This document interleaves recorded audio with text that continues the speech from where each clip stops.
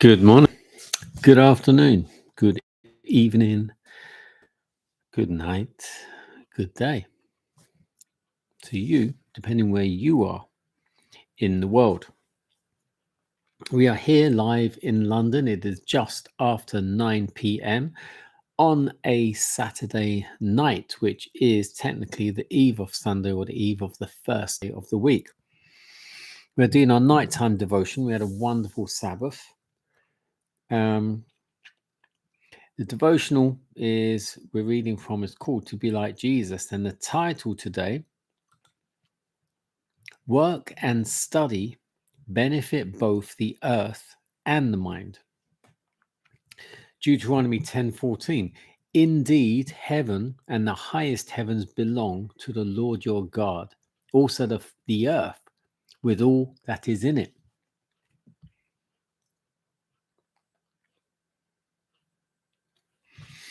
In itself, the beauty of nature leads the soul away from sin and worldly attractions, and toward purity, peace, and God the Father.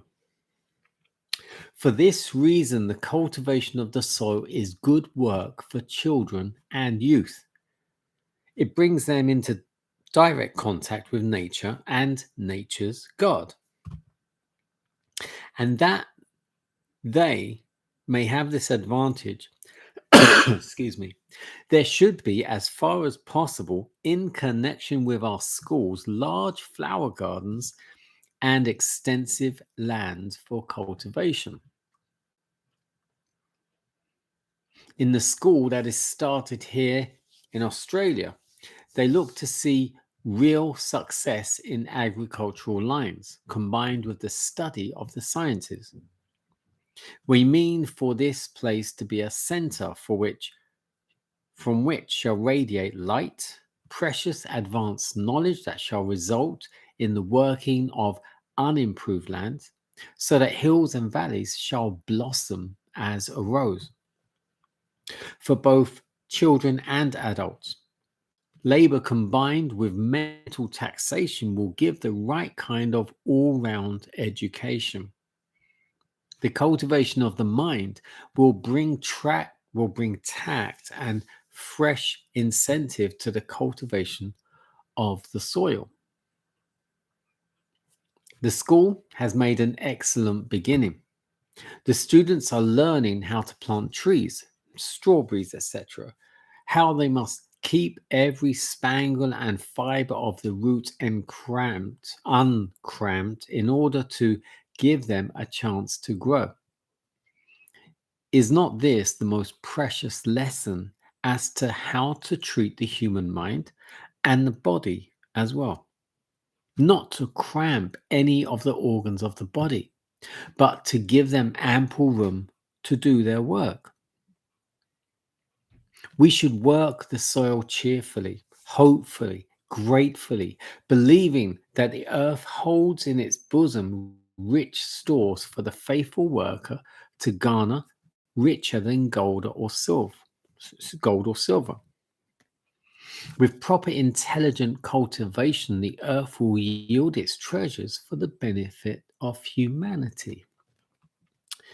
The cultivation of our land requires the exercise of all the brain power and tact we possess. The lands around us testify to the indolence of human beings. We hope to arouse to action the dormant senses. We hope to see intelligent farmers who will be rewarded for their earnest labor. The hand and heart must cooperate, bringing new and sensible plans into operation in the cultivation of the soil. Now, take into account, this was written perhaps 150 years ago, something like that. Might have been a little bit less, a little bit, definitely over 100 years ago. This was written more like 150-ish, where everything was still about agriculture and farming, growing, etc., etc. Now, obviously, in our day and age, a lot of the farms have been closed down. The government's taxing the farmers far too much. But this is because the governments want everyone to move into the cities. They don't want farmers. They don't want people relying on farmland. They don't want people growing their own produce. This is why there are companies that are producing processed food. Processed food is not necessarily good for our bodies because it doesn't offer any real nutrients and protein. But the reason they're shutting down all the rural areas and the farms, etc., because they want everyone to move into the cities, into the towns, where they can then control the people. Everyone's trying to get a desk job or another job or this job to pay their bills.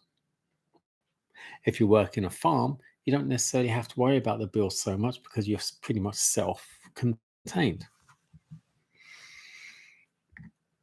Ellen White has said for a long time, move out of the cities, live outside of the cities. Come into the cities to do your ministry work, but live outside. So come in, do your work, and go out and live outside. Live a country life. Live a simple, contented country life. And you come in. So therefore, whereas here we come out of the cities, go into the lands and do our farming or toil the soil, she's telling us to do the complete opposite. In a spiritual sense, we live outside in the fields and rural areas, and we come in to the cities where there is ministry. That is our soil we need to dig up, seeds we need to plant and grow and water and nurture. This is where in the cities we come spiritually. We need to do our work here and then get out. So if we look at this in a sense, she's saying, have your land, do the soil, grow your things. And here she's saying they opened a school to do all this. Okay, that's all good, but it doesn't happen in our days anymore. But in a spiritual sense, the farms are in the cities where we need to come in, turn over the soil and nurture, cultivate, plant seeds, water the seeds, and then come out. Work and study benefit both the earth and the mind. So in a physical sense, yes, work does benefit the body and the mind. Doing the soil, doing the farming, all of that kind of thing, very good. But in a spiritual sense, do your work studying the Bible. Come into the cities, preach, teach, whatever you can do. I do it in my workplace. In my workplace, I've touched lives. I've tried to touch lives, whoever I speak to, but I do it in such a way that they would be open to receive it.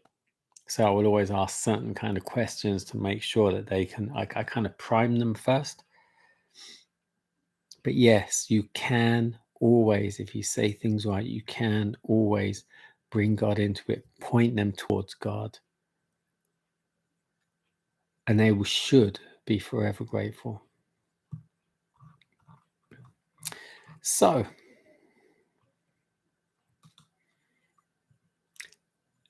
you have work to do. Me too.